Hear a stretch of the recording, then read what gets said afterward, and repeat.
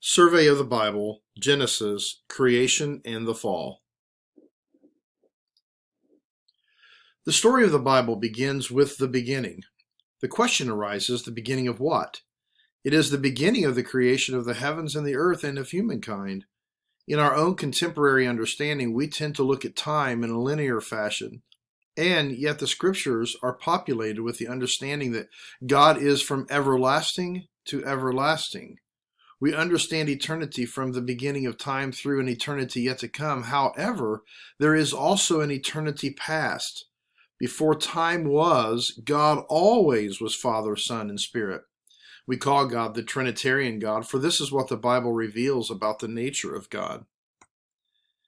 N.T. Wright, one of the leading biblical theologians of our day, discusses how we should approach the biblical narrative we find in the book of Genesis as it relates to Adam and Eve. Some ask if Adam and Eve were real figures. Are they really our first parents? Do all lineages go back to these two people? Some believe in a literal Adam and Eve without question. Others believe in a more figurative or literary Adam and Eve. In any case, they are important to the biblical story as to the fact that these are the names given to God's creation of humanity, man and woman. They are also the ones with whom the gift of free will and the ability to choose was given. They set the entirety of the biblical story before us. Unfortunately, they also were the ones with whom we attach the first sin to, and conversely, we all inherit this original sin within our hearts and lives. The scriptures teach us that from the earliest verses that God created man and woman in his own image. This means that we are created like God. One might say that Adam and Eve, to some degree, had a physical likeness to God. Certainly there is a likeness between the physical image of God we see in Jesus and our own physical bodies. However, the image of God is far more significant than just the physical appearance. Being created in God's image implies that we have the ability to have relationship and to love. The crowning work of the Creator was humanity. And in us, he imparts his very own characteristics. While we are not God, we certainly have the capacity to relate to him. It is also in this eternity past that the scriptures indicate that there were also celestial or heavenly beings, including an archangel named Lucifer, son of the morning. Iniquity was found within him, and his heart was full of hate. God cast him to the ground. Here we begin to see the antagonist or the bad guy of our overarching story of the Bible. Lucifer, who was evil and who was against the pre-existent Christ, envied Christ, opposed him, and tried to suppress him.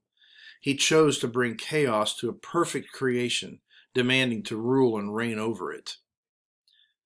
W. A. Criswell said, "From the beginning of all of this was known to the sovereign God, and from the beginning the Lord Jesus came forward and volunteered to be redemption, forgiveness, to be the sin bearer and savior of Adam's fallen race. When Jesus met the tempter in the wilderness of Judea, it was just one tiny segment of the conflict between those two, between Lucifer, son of the morning, and Jesus the Christ, the Lord God. This conflict started before time. This bitter clash between the hatred of Lucifer and the love and compassion of the Lord Christ for his creation and for his people. What the Bible gives us about Satan is this. Satan is a creation by God. We know this because God is the only non-created one. Did God create him evil? No. He created him as good. What the Bible appears to be teaching us is that Satan, or the devil, appears to have once been an angel. God created all of the angels, including the spirit being known as Lucifer. Biblically, we understand that the angelic world existed before us. They worshiped God, enjoyed God, and ministered to God. A cosmic battle before time ensued. It ended to where Lucifer was cast out of heaven and took a third of the angels, now demons, with him. The common question when we talk about creation and the fall has to do with this. Where did Satan come from? Where did the serpent come from?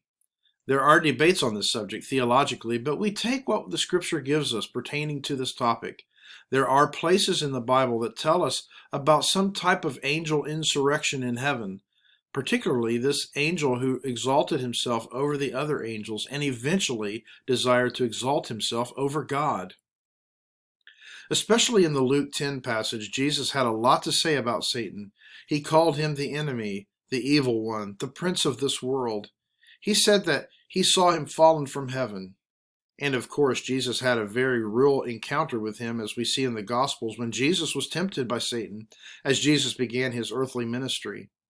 It appears that even in the angelic world, there is the ability to choose.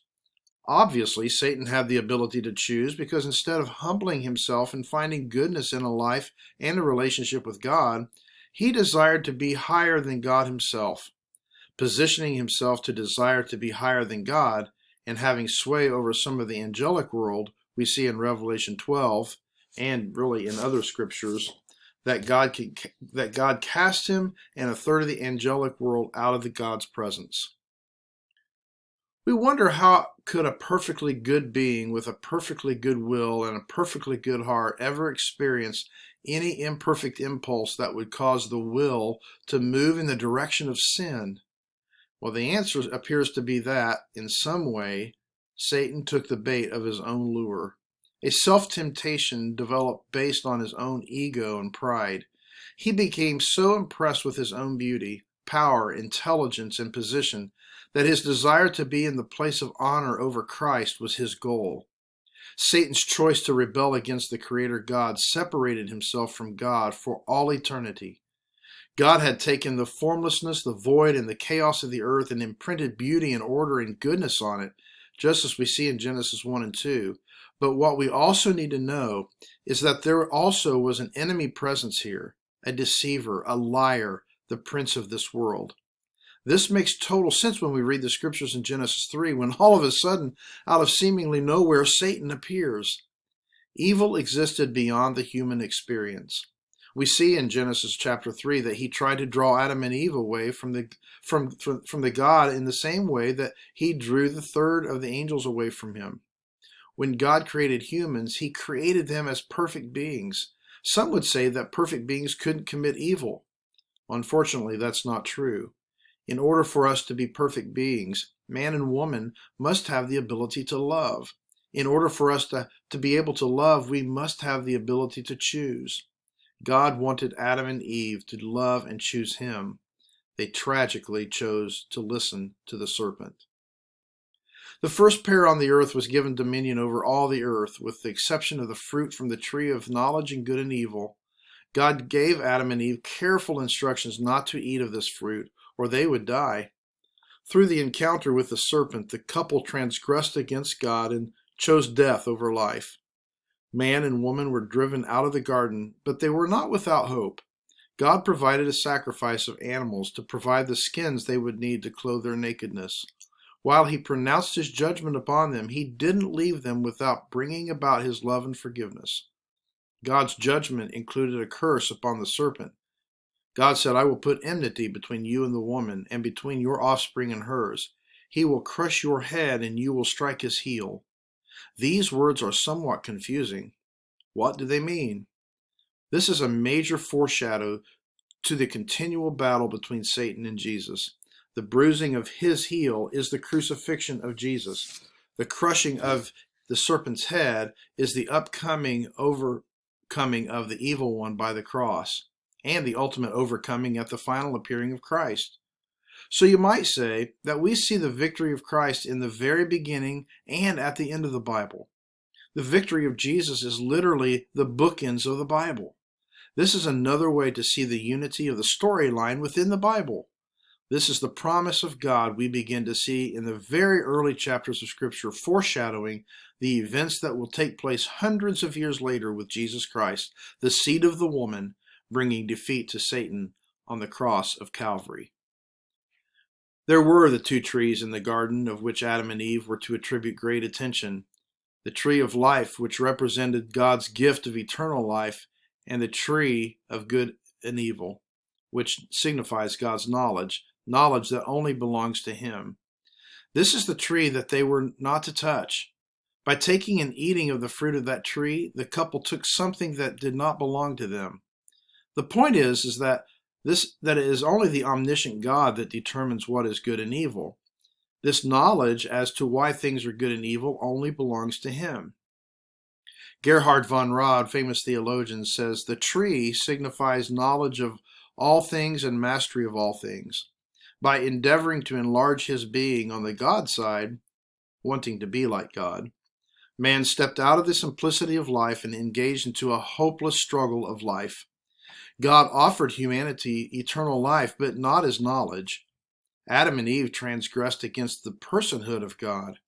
In understanding the Bible, let us not misread these scripture verses as if God is giving Adam and Eve two options and they stand in a neutral position considering both options.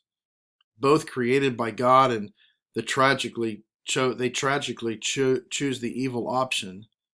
There is no evidence in scriptures that an evil option was created by God alongside the good. God has always only had one option, choosing freely to worship him in love and eternity. While it is an inherent possibility that there is an evil option, it is not an intentionally objective option. The origin of evil is a human invention. Adam and Eve, and all of us as well, have created the contrary and evil option. The serpent Satan cast down from heaven in Genesis 3, the story of the fall of man, is a non-human creation that has gone awry. It is a non-human creation presenting itself as an option for worship over and against God. The serpent has lowered God in the human eyes of Adam and Eve as one of two possible options for worship. If you stop to think about it, even considering God as one of two options is demoting God and elevating the other option to an undeserved level. This is what the serpent did in enticing Adam and Eve to consider the other option. The serpent is also a non-human creation in an unholy alliance with Adam and Eve, and now they are linked together in opposition to God. Consequently, they are now all banned from fulfilling God's original purpose in their lives. What do you think God should have done with Adam and Eve and the serpent? God could have annihilated the whole creation, but then he would have destroyed that which was good. He could have done nothing, but ignoring it, he would have minimalized sin. God could have brought judgment without any way for salvation, but what good would whipping up on Adam and Eve really accomplish? That is no kind of relationship. What God did was amazing. He linked his judgment that he handed down to Adam and Eve with the offer of salvation. In the midst of great disjointedness that God caused because of the sin of Adam and Eve, he presents himself as the only way to salvation. The whole of the Bible is a story of how God brings a people to a point where they will love their God with all their heart, mind, soul, and strength. In our disjointedness as humans with the created order, God gets our attention, and we have the opportunity and desire to experience grace. Grace ultimately will make its way to us through the incarnation. It is here that Jesus Christ came to seek and to save the lost.